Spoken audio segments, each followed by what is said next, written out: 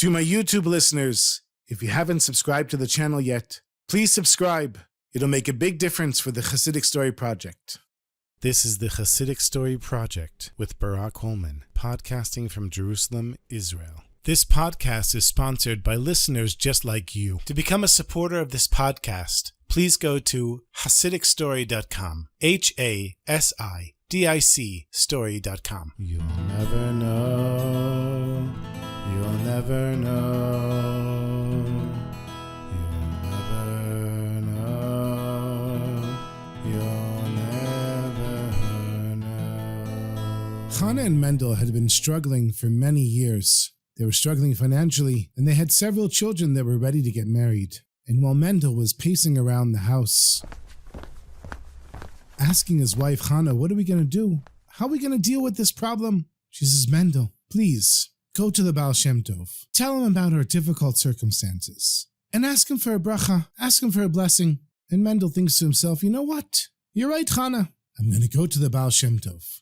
And when he was finally standing before the Holy Rebbe, he tells the Baal Shem Tov about his poverty and the children that he wants to marry off. He says, Rebbe, please, give us your blessing. Help us pull out of this difficult time. And the Baal Shem Tov closes his eyes for a second. And he says, Mendel, I want you to go to a bridge in a certain town, and he mentions the name of the town, and go under the bridge on the riverbank and dig in this particular spot. And I promise you, you're going to find your fortune. And Mendel lost no time. He thanked the Baal Shem Tov, left him a little pidyon, a little bit of tzedakah, and without even going back home, made his way to that town, to that bridge, and to the riverside. He didn't bring with him a shovel or a pick or anything. And he's looking around for the place to dig, trying to test the ground with his foot. And then he hears a familiar voice shout out to him, Hey, Mendel, what are you doing here? Mendel looks up, and who does he see? Chaim the tailor. His old friend Chaim, standing on the edge of the bridge, shouting to Mendel, Mendel, what are you doing here? The two of them had been dear friends from their childhood, and they both went different ways and moved to different towns. Mendel says to Chaim, I'll tell you exactly what I'm doing here. You heard of the Baal Shem Tov? And Chaim said, yes, of course, everybody knows who the Baal Shem Tov is. So Mendel said, well, I was in front of the Baal Shem Tov and I asked for a bracha to get out of my financial difficulties and to marry off my children. And he tells me to come to this bridge and dig in the spot that I'm looking for right now. He said if I dug here, I'd find a fortune. And Chaim says to Mendel, you know, Mendel, I wouldn't give that much stock. Mendel says, what are you talking about? It's the Baal Shem Tov. And Chaim says, well, listen, I just had a dream last week.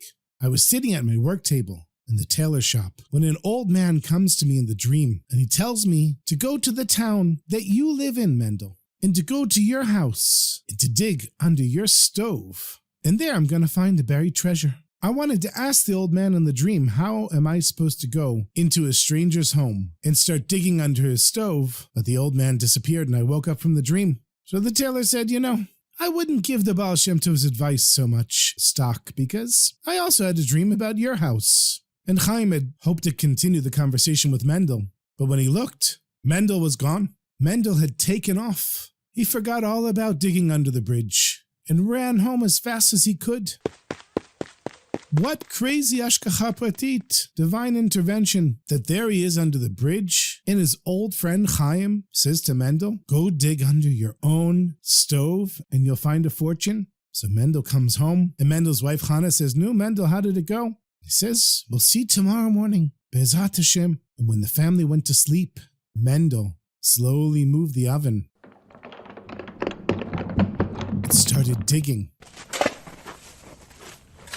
And it didn't take him long until he struck a hard object. And when he cleared away the dirt, he found a treasure chest filled with gold and silver coins. He gathered the coins and hid them in a wall, and then covered up the hole that he made and gently put the stove over the hole. And for a few days, Mendel just walked around, not telling anyone, not spending any of the money, just being so grateful that Hashem had sent them this incredible gift. All this time, there was a fortune sitting under the stove in his house, and Mendel would never have found it if it weren't for the Baal Shem Tov. His wife Hannah started saying to Mendel, no, Mendel, what's going on with the Baal Shem Tov's bracha? And he says, Hannah, I think we're about to be very blessed. And slowly, he started buying clothes for his children. You know, in those days, sometimes people would wear clothes for tens of years.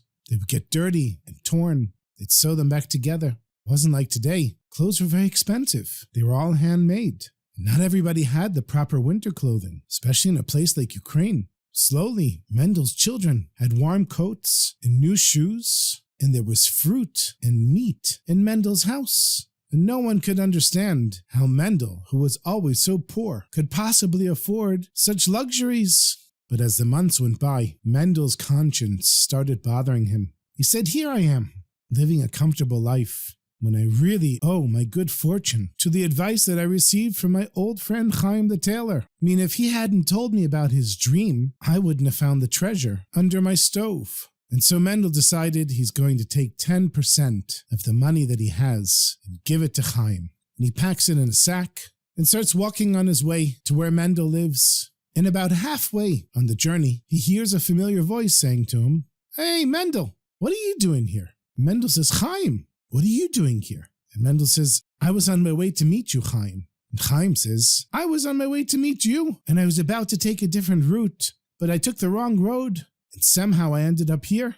They both couldn't believe what an incredible coincidence it was. And so the two of them found a shady tree and dropped their knapsacks on the ground and sat and rested a little bit. And Chaim the tailor starts to tell Mendel, "Let me tell you the strangest thing that happened to me since we last met. You know when you were under the bridge and I told you about my silly dream? And then I saw you take off and run away so quickly. So I said to myself, you know what? Maybe the Baal Shem Tov is right. Maybe there is a treasure buried here under the bridge. And what, I'm just going to leave it there?" So I went to where you were standing and I took a little shovel and I started digging. And it didn't take me long before I found a treasure chest. And it was full of gold and silver coins. And I didn't tell anyone about it. I just hid them in the house. But then slowly I started using the money to help my family, my wife and children, to make some improvements in my house, my tailor shop. And here a few months have passed and I'm saying to myself, you know, I really owe my good fortune to my old friend Mendel, who told me that the treasure was buried right here. And wasn't it really Mendel's treasure? And here I am using it for myself. So I decided to pack up 10% of it and bring it to you. And here you are, just the person that I'm looking for. What an amazing coincidence. Mendel was so overwhelmed with emotion that he couldn't answer. He just sat there silently as Chaim went on, saying how amazing it was that he found the money, that he's coming to look for Mendel. And finally, Chaim stopped talking and he says, "Mendel, are you angry at me? Why are you not speaking? Do you feel like you deserve more money? I'll give you half the money. I'm sorry, I shouldn't have just given you 10%. You really deserve 50%. I'll go home and get it. Please, if it wasn't for you, I never would have found this fortune." But still Mendel was quiet and Chaim didn't understand. He says, "Mendel, what's wrong? Why aren't you saying anything?" And Mendel says, "You think that me being quiet is because I'm angry? I'm not angry. I'm silent for another reason entirely. Now you listen to me, Chaim. You talked about Ashkacha Pratit, divine providence. It's so clear to me now that every person has their mazel. Every person has their fortune, and no one can take the fortune of someone else. Everything is run by Hashem, Ribono Shel Olam, the master of the universe." He said, "Let me tell you,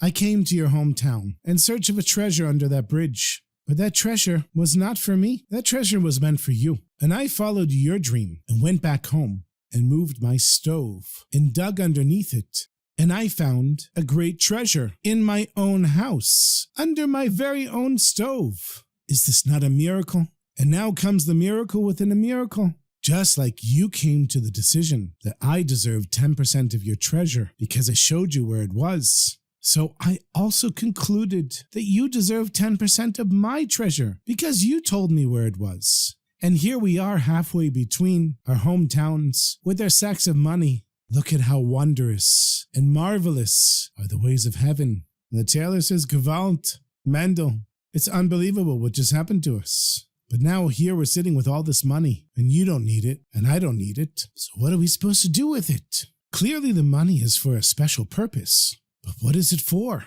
And then Chaim says to Mendel, "Don't you have a daughter of a marriageable age?" And Mendel says, "Yes, that's one of the reasons that I went to the Baal Shem Tov, to ask for a bracha to marry off my daughter." Chaim says, "Listen, Mendel, I have a son who wants to get married, and I'm looking for a good match for him. And I've known you my whole life. And now you and I are both wealthy men. Why don't we marry our children to each other?" and this money will be their dowry. It'll start them off in life. Mendel says that's a great idea. Mazel tov. But, Chaim, I can't agree to the shidduch unless first we go to the Baal Shem Tov and tell him what happened. And Chaim the tailor immediately agreed. And within a short amount of time, the two future mechutanim were standing in front of the Baal Shem Tov in Mezhibuz. And as soon as they walked into the Baal Shem Tov's room, without the two men saying anything, the Baal Shem Tov's face lit up and he said, Mazel Tov. This is truly a match made in heaven. Hashem has opened up his heavenly treasure house and blessed you both, Mendel and Chaim. Now what you have to do is use that wealth only for good, by helping the poor and needy and supporting Torah scholars and worthy institutions that do chesed and gemiriut chasadim, acts of kindness and helping their fellow Jews. And if you do that, and you understand that the money is essentially a heavenly sent security deposit that you are keeping for Hashem, then I promise you, you will continue to be blessed, and your families as well. So the two men were very happy. They had big smiles on their faces, and they were amazed that the Baal Shem Tov knew exactly what was going on without any of them saying a single word. They could barely speak. The Baal Shem Tov smiled a little bit. And he says to them, all right, each of you tell me your story. I know you want to say what happened. So Mendel said, look, I went to the bridge. Chaim said I told him I had the dream. Mendel said I found the treasure under my stove. Chaim said I went back to the bridge and I found the treasure there. And the two of us met in the middle, and we agreed to marry our children off to one another. And wow, how things turned around so quickly. So the Baal Shem Tov says, listen, Mendel, you're going to go to this particular town and you're going to find an orphan girl who's about to get married. This is her name. You go and you pay for her wedding, and you do it before your own children's wedding. He says, Chaim, you're going to go to an orphan boy in this town, and this is his name. You're going to pay for his wedding before your children get married. And so the two new wealthy men went exactly where the Baal Shem Tov told them. They found the orphans, and they gave them a wedding even more grand than their own children's weddings. And they set them up in life. They bought them a home and bought them animals so they would be able to eat and make a living. Bought them everything they needed for their homes. And then the week after those weddings, their own children were married. And both Chaim and Mendel always kept in mind the message that they heard from the Baal Shem Tov. They regarded their wealth as money that was deposited from Hashem with them to be spent to help poor Jews and Torah scholars. And both Chaim and Mendel lived the rest of their lives supporting the Jewish communities and always giving credit to Hashem and the Baal Shem Tov for their fortunes. And this is a well-known story, my sweetest friends. And Rabbi Yehoshua of Kaminka, the Kaminka Rebbe, he would say that this story has special properties for guaranteeing parnasa, for guaranteeing having a livelihood. And he would tell this story all the time on Motzei Shabbos. And one time, after retelling it time and time again at the Malava Malka meals, he said, and this should be the last word. And then he would break into Shir HaMa'alot, the psalm that we say before we say Birkat HaMazon, before we bless Hashem for the bread that we ate. May you and I and all of us be blessed with parnasa in abundance. And remember to use it for the good of the Jewish people and to help our fellow Jews. And with that blessing, we'll all be blessed back.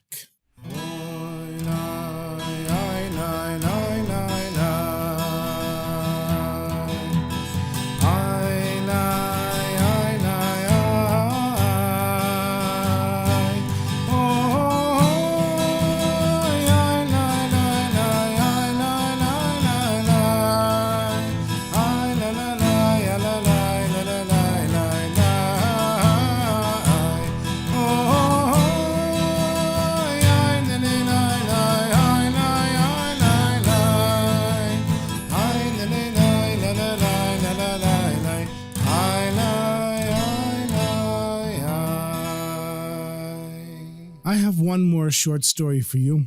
There was a chassid who was terribly ill. Chas v'shalom. God forbid we shouldn't know from these things. And he'd been to dozens of doctors and all kinds of experts, and nobody was able to help him. Until finally he came to Reb Mordechai of Nesch's, looking for a bracha and an eitzah, a blessing and advice. And the Rebbe says to him, oh, you're sick. You need to go to the professor in the town of Hanipoli, and he'll cure you.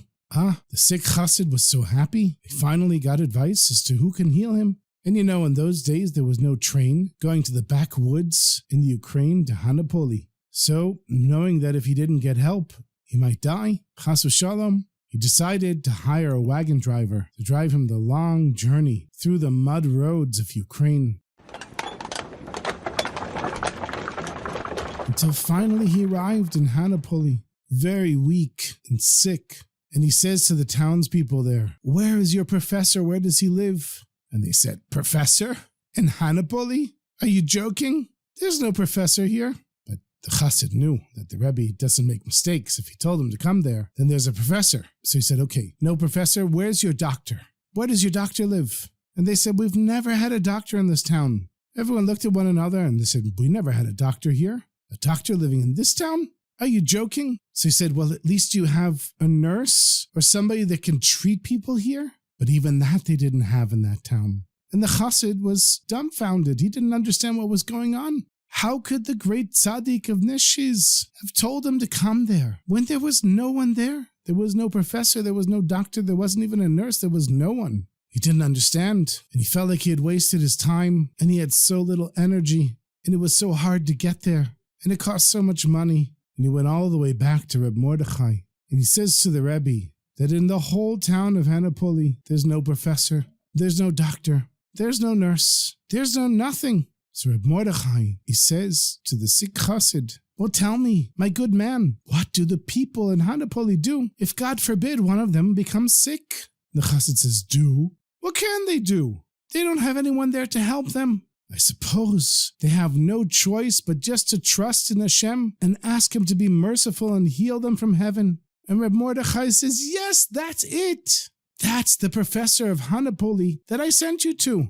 He's the one who helps all of the townspeople of Hanipoli. And if he helps them, then surely he can help you too." And so the chassid got the message. He was trying to find help from doctors and nurses and professors. And all along, he forgot to trust in HaKadosh Baruch Hu. He forgot to trust in Hashem. And if the Rebbe had said to him, "My sweetest friend, just trust in Hashem," it wouldn't have been enough for him. He had to make the whole journey, as hard as it was, only to come back to realize that in a town where there's no doctor, and there's no nurse, and there's no professor, the only one that could heal everyone there is Hashem Himself. And so as soon as the chassid left the Rebbe's room, he already felt his health returning to him. And after some time, he had been completely healed. And people would come to him all the time, and they would say, "How did you have such a miraculous recovery? Which doctor did you go to? Which professor did you go to?" And he would tell them, "I went to the professor of Hanipoli,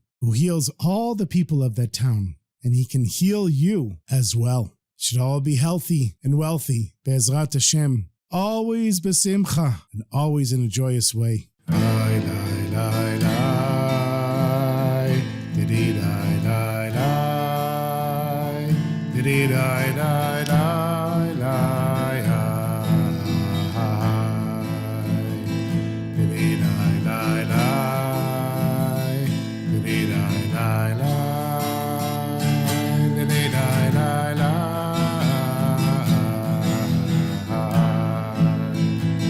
Diddy die lie lie, diddy die lie lie, diddy die lie lie lie, diddy die lie lie, diddy die lie lie, diddy die lie lie lie, diddy die lie.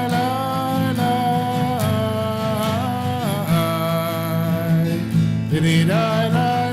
lie lie, diddy die lie lie, diddy die lie lie, diddy die lie lie lie,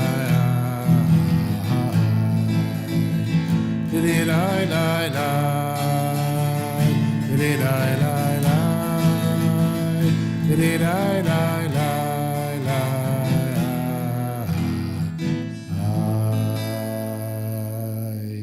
Thank you so much for listening, my sweetest friends. I want you to know that I see all of your messages, and for the sweet people that met me on the streets of Jerusalem during the Chagim, Thank you so much for saying hi to me and taking some pictures with me. And for all the children listening, wherever you are, whether in the land of Israel, Chutz La'aretz, wherever you are, should know, children, that when I tell the stories, I have you in mind, and I have everyone that listens in mind.